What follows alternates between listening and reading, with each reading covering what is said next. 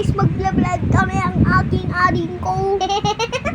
Tapos, ito po ang aking pangalawang ading. Tapos yun yung bunso namin, nandun sa labas.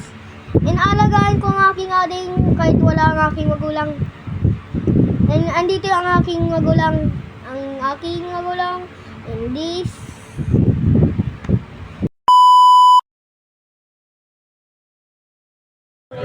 Guys, papakita ko sa inyo ang vlogger, ang aking ading. And let's go!